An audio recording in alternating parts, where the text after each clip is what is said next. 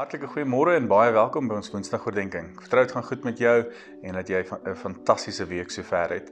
Nou ek het verlede Sondag gesels of begin gesels oor die vyande in my en jou lewe. Vyande wat daarop uit is om verwoesting te saai, om my en jou te vernietig en verseker ook ons verhouding met die Here te vernietig. Nou hierdie drie vyande is as volg. Die heel eerste vyand wat ons kry is die wêreld. En ons gaan 'n bietjie later hierdie maand gaan ons verder gesels oor dit. Maar dis die wêreld, dis die buitedinge. Hoor wat sê die woord vir ons in 1 Johannes 2 vers 16, hy sê, want alles in die wêreld, dit wat die liggaam begeer, dit wat die oë begeer, arrogante spoggery oor besittings, is nie uit die Vader nie, maar uit die wêreld uit. Ek gaan sit net 'n bietjie op Facebook en gaan blaai daardeur. Daar's baie keer so 'n smagting, daar's 'n honger, daar's hierdie begeerte na beter dinge in die lewe. Nou ek sê nie dis verkeerd nie, maar as dit ons God begin raak, as dit ons aandag, ons ten volle ons fokus neem, dan moet daar mos 'n probleem wees. Baie keer is ons so gefokus op die uiterlike dinge, dat ons vergeet van die innerlike dinge. En dit bring my by die tweede vyand wat ons kry, en dis die vlees. Hoor wat sê die woord, Galasiërs 5 vers 17, want die vlees begeer teen die gees begeer teen die vlees. Die twee opponeer mekaar. Dis hierdie worsteling wat binne in my en jou plaasvind. Hierdie groot oorlog wat eintlik binne plaasvind, wat mense nie noodwendig buite sien nie, maar wat ek en jy weet wat in ons lewens aangaan.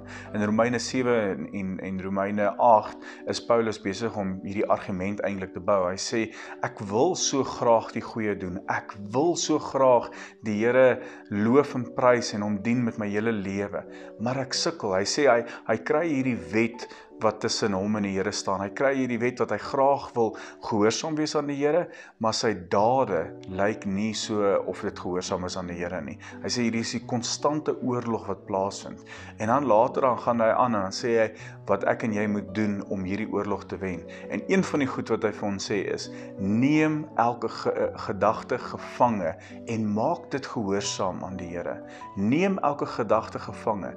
Gaan kyk of dit die waarheid is. Gaan kyk wat behels dit wat jy dink, dit wat in jou hart ingaan, en gaan mediteer aan die woord van God. Jy sal nooit beskaam staan teen die woord van God nie.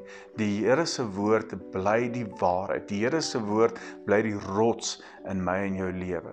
So hy sê, neem daai gedagtes gevange en maak dit gehoorsaam tot die Here. Maar dan kry ons 'n derde vyand, en dit is meer ooglopend. Dis die vyand wat ons baie keer meer op fokus, en dis die duiwel.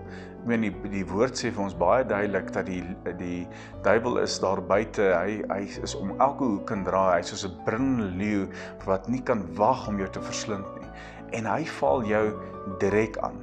Hy is nie een wat jou net van binnekant inval nie. Hy val jou direk dan van alle kante af. Eintlik val hy jou aan. En hierdie vyand gaan ons 'n bietjie later in die maand oor gesels. Nou, net om op te som, daar's drie vyande. Die eerste ene is die wêreld.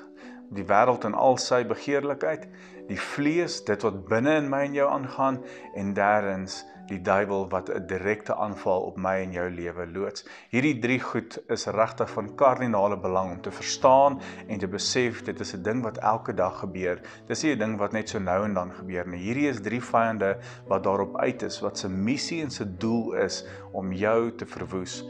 En ons gaan in hierdie maand en hierdie volgende paar Woensdae se devotions gaan ons juis gaan kyk na elkeen van hierdie. So ek hoop jy bly ingeskakel en ek hoop jy is gereed vir elke Woensdag se devotion. Mag jy 'n fantastiese lekker week hê, mag die Here jou seën en mag jy veilig by die Here skuil. Tot ons volgende week gesels. Totsiens.